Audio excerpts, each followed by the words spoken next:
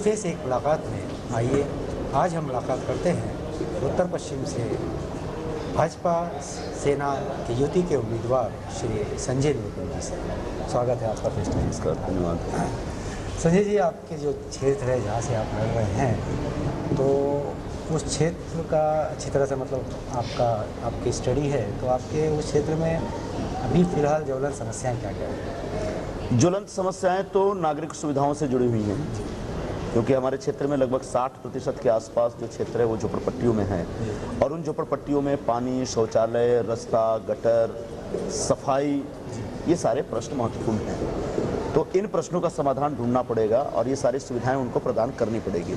ये एक विषय है। दूसरा, जो इमारतों में रहने वाले लोग हैं, लगभग 40% के आसपास लोग इमारतों में रहते हैं, उनमें से उन 40% में से 30% पूरे जो हमारे जो रेसिडेंट्स हैं, पूरे जो वोटर्स हैं, उसमें 30% लोग ऐसे हैं जो प्राइवेट सोसाइटीज़ में रह रही हैं, जिनको अभी तक ऑक्यूपेशन सर्टिफिकेट नहीं मिला है। बिल्डर ने, लगभग हर बिल्डर ने धोखा दिया हुआ है। बिल्डिंग बना ली, फ्लैट ओनर्स को फ्लैट बेच दिया गया, और उसके बाद उस बिल्डिंग का आज तक ऑक्यूपेशन प्रमाण पत्र जो होता है, जो महानगर पालिका से लेना होता है, वो नहीं लिया है। इसकी वजह से बीएमसी उन बिल्डिंगों में नागरिक सुविधाएं नहीं दे रही।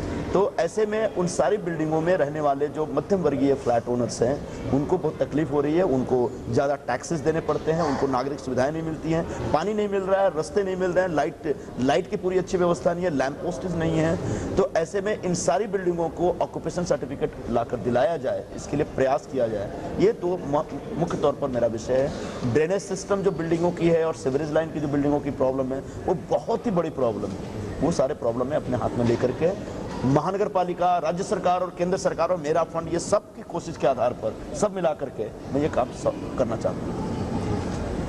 संजय जी, पिछले इलेक्शन में देखा गया था कि मतलब उत्तर भारतीयों का ज़्यादा झुकाव कांग्रेस की तरफ था। इस बार आपके आने से ये झुकाव कुछ बदला नजर आ रहा है। इसका मुख्य कारण क्या है? इसका मुख्य कारण, पहला कारण तो ये है कि कांग्रेस से उत्तर भारतीय का हर प्रकार के लोग नाराज हो चुके हैं। मुंबई में रहने वाला चाहे किसी भी समाज का व्यक्ति हो, किसी भी वर्ग का व्यक्ति हो, कांग्रेस के शासन से नाराज हो चुका है। एक दूसरी बात, सुनील दत्त साहब जो कांग्रेस के यहाँ से पिछले 4 टर्म से लगभग 20 वर्ष से एमपी हैं, उन्होंने इस पूरे क्षेत्र में कुछ काम ही नहीं किया। लोगों के साथ उनका संबंध पूरी तरह से टूट गया है। ऐसे में लोग उनसे टूट गए हैं, तो जाहिर सी बात है पूरे के पूरे लोगों का मूड मेरे पक्ष में, यानी शिवसेना बीजेपी के पक्ष में बन रहा है। अब चौथी बात जो मुझे समझ में आ रही है वो ये बात है कि मैं स्वयं एक उत्तर भारतीय हूँ, इस नाते उत्तर भारतीयों का प्रेम मुझे ज़्यादा मिलना चाहिए।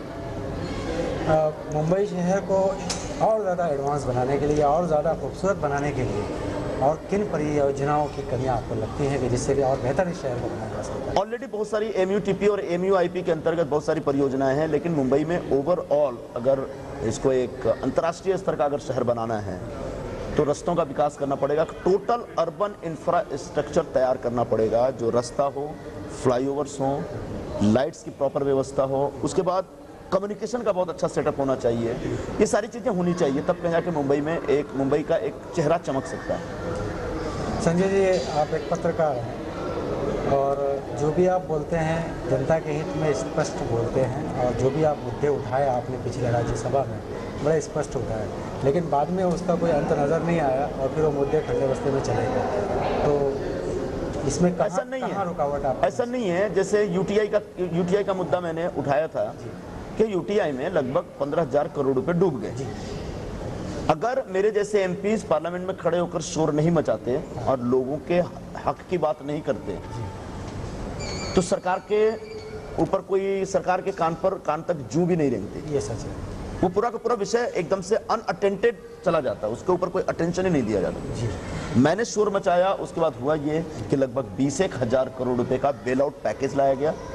यानी केंद्र सरकार ने जो घोटाला हुआ, जो पैसा डूबा, उसको कंपनसेट करने के लिए केंद्र सरकार ने 20,000 करोड़ रुपए दिए। यूटीआई की पूरी व्यवस्था को दुरुस्त किया गया, यूटीआई का 2 हिस्से में बांट दिया गया। US 64 में जो इन्वेस्टर्स जो थे, जिनका पैसा स्टेक पे था, जो बेचारे बहुत ही मध्यम वर्गीय और निम्न मध्यम वर्गीय लोग हैं, उन लोगों का पैसा, उन लोगों की कमाई पर कोई असर न पड़े, इसके लिए सरकार ने विशेष व्यवस्था करके दी। सेंटोर के ऊपर जो सारा विषय था, उस पर कहीं ना कहीं जाकर के आने वाले दिनों में CAG के लेवल तक बात तो गई। CAG ने अपनी रिपोर्ट तो दी, अगर ये सारी बातें अगर हम ये सब नहीं करें, और बहुत सारे विषय होते हैं जो बैंकिंग का इशू होता है, सिक्योरिटी का इशू होता है, इंडो पाक रिलेशन के संदर्भ में था, इन विषयों पे जब हम बोलते हैं तो कहीं ना कहीं सरकार उस पर रिस्पॉन्स देती है, सरकार उसको गंभीरता से लेती है और उन विषयों को हल करने की कोशिश करती है। एक दिन में रिजल्ट नहीं आ सकता, लेकिन रिजल्ट आता हुआ दिखने लगता है। पत्रकार से आप राज्यसभा के सांसद और उसके बाद फिर लोकसभा के प्रत्याशी, ये एक सफ़र और आपके बदलते रोल और आपकी बदलती जिम्मेदारियाँ, ये अनुभव आपको कैसा लगा? अच्छा लग रहा है, लेकिन जो मैं बतौर पत्रकार करता था वही आज भी कर रहा हूँ। बतौर पत्रकार भी लोगों के विषय पे लिखना है, पढ़ना है, उसको ज़्यादा से ज़्यादा समझना है, उस पर अपना विचार रखना है। बिल्कुल पार्लियामेंट में भी जा करके एक सांसद बन करके संसद में भी जा करके आप और क्या करते हैं, लोगों के विषय को ही हम रेज करते हैं, लोगों के विषयों के ऊपर हम चर्चा करते हैं, उनके विषयों को, उनके प्रश्नों को हल करने की कोशिश करते हैं। तो लोकसभा के उम्मीदवार बनने के बाद भी जैसे कि मुझे अपेक्षा है, जैसे कि उम्मीद है, जैसा कि वातावरण है, मैं कल अगर लोकसभा में जाता हूं तो भी वही करूंगा जो आज से 15 साल पहले बतौर पत्रकार किया करता था। संजय जी, आप सरकार को बहुत मतलब जो चली सरकार, एनडीए की सरकार चली है, आपने बहुत करीब से मतलब उसका अध्ययन किया है, तो ये बताइए कि मतलब इस सरकार के आम जनता के लिए और मजदूरों के लिए, युवाओं के लिए आने वाले दिनों में क्या प्रोग्राम्स हैं? इस सरकार के आने के बाद पिछले 3-4 वर्षों में धीरे धीरे वातावरण बदला है।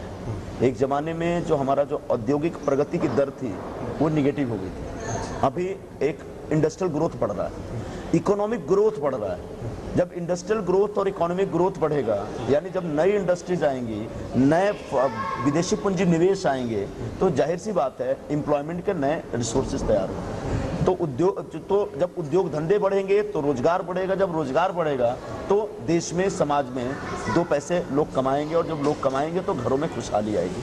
तो घरों में खुशहाली लाने के लिए ये सरकार जो काम कर रही है उसमें सफलता मिल रही है, लेकिन कोई आशातीत सफलता है ऐसा मैं नहीं कह रहा हूँ। जो सब कुछ जो निगेटिव दिशा में जा रहा था, नकारात्मक दिशा में जा रहा था, वो धीरे धीरे पॉजिटिव होने लगा है। एक अच्छे मुकम्मल काम करने के लिए और कितना समय चाहिए आपको, मतलब जो आपको ऐसा लग रहा है कि 50-55 सालों तक कांग्रेस ने इस देश को जितना बर्बाद किया, जितना चूसा है, जितना लूटा है, उसको कंपनसेट करने के लिए 5 साल तो बिल्कुल शून्य के बराबर है। आने वाले 5-10 सालों के अंदर, जैसा कि हमारा एक सपना है कि 2020 में हिंदुस्तान एक विश्व की महाशक्ति बन सकता है, तो जाहिर सी बात है 2020 तक शिवसेना, बीजेपी, एनडीए को, इस देश की जनता को एक मौका देना चाहिए। और 2020 तक अगर हिंदुस्तान को हम दुनिया के शिखर पर नहीं पहुंचा पाए। डॉक्टर साहब, ये जो आपने आई स्पेशलिस्ट की पदवी ली, उसके बाद आपने समाज सेवा शुरू की या उससे पहले शुरू की?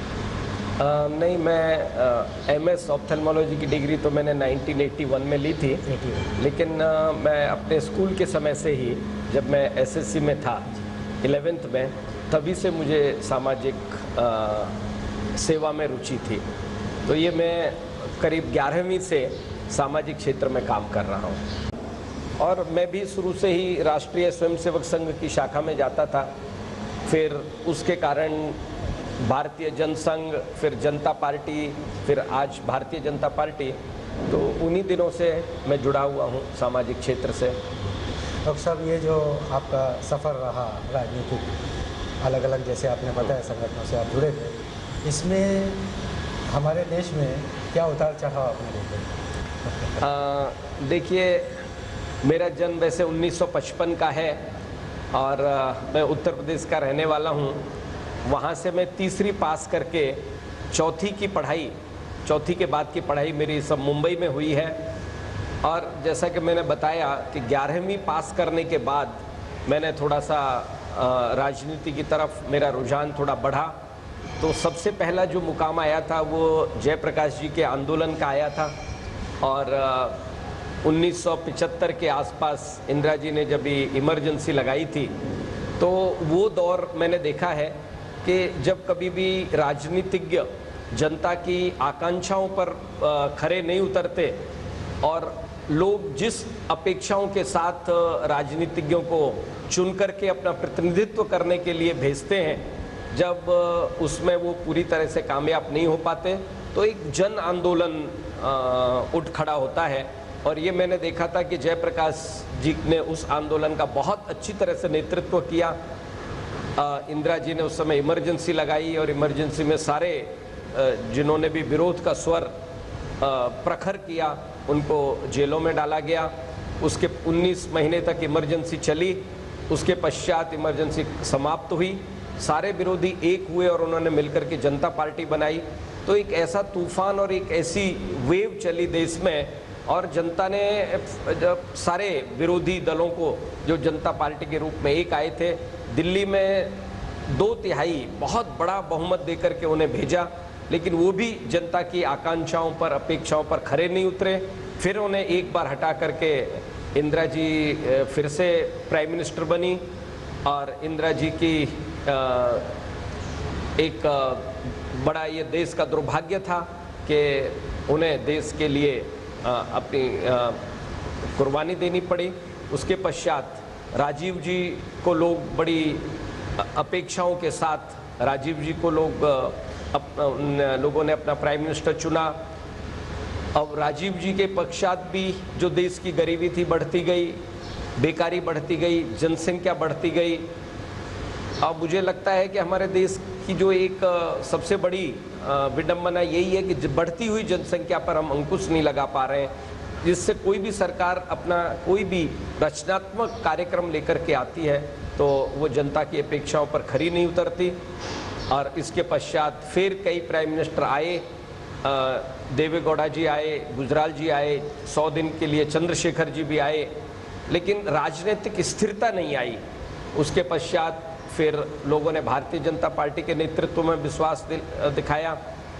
माननीय अटल बिहारी वाजपेयी जी को उन्होंने प्राइम मिनिस्टर बनाया, पहले 13 दिन, फिर 13 महीने, फिर 5 साल और अब फिर चौथी बार भारतीय जनता पार्टी इसी अपेक्षा के साथ में चुनाव लड़ रही है कि फिर से एक बार अटल बिहारी वाजपेयी इस देश के प्राइम मिनिस्टर बनेंगे।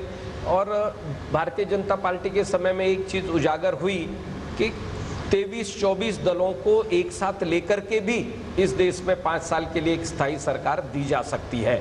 तो हम ये कह सकते हैं कि एक क्षेत्रीय पार्टियों के माध्यम से एक सुदृढ़ सरकार देने का ये जो पहला फॉर्मूला अगर किसी ने सफलतापूर्वक किया है तो वो भारतीय जनता पार्टी की अटल बिहारी वाजपेयी के नेतृत्व में इस सरकार ने किया है। डॉक्टर साहब, इस वक्त आपकी नज़र में देश किन समस्याओं से जूझ रहा है? देखिए, सबसे बड़ी जो इस समय देश में समस्या है वो मैं डॉक्टर होने के नाते भी और एक जागरूक सिटीजन होने के नाते सबसे बड़ी समस्या इस देश की बढ़ती हुई आबादी। हमको सबसे पहले देश की बढ़ती हुई आबादी पर अंकुश लगाना पड़ेगा। उसके पश्चात हर व्यक्ति को शिक्षित करना पड़ेगा। देश की आबादी पर अंकुश लगे, लोग हर व्यक्ति शिक्षित हो, हर काम को हाथ मिले, हर व्यक्ति को जो मूलभूत सुविधाएं हैं, मूलभूत सुविधाएं सबसे पहले जब बच्चा होश संभालता है तो उसको शिक्षा, शिक्षा के बाद रोटी कपड़ा मकान, और रोटी कपड़ा मकान शिक्षा, बढ़ती हुई आबादी और देश में इंडस्ट्री का विकास हो।